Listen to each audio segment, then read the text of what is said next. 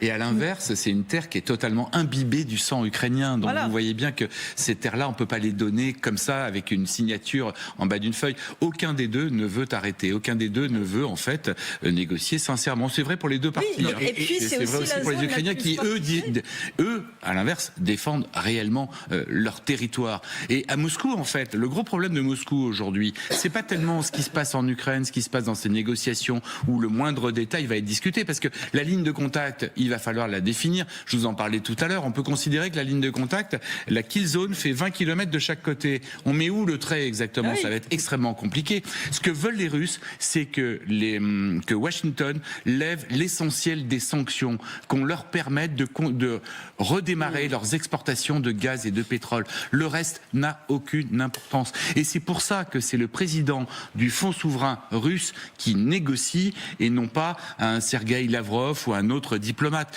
L'important, c'est l'économie pour Moscou. Le reste n'a pas d'importance. Alors, le militaire, ils vont s'en occuper. Colonel, et ensuite... Ça montre que les Russes veulent se donner les moyens de poursuivre la guerre. Bien sûr. Et pas de faire la paix. Mais jusqu'à le vivre.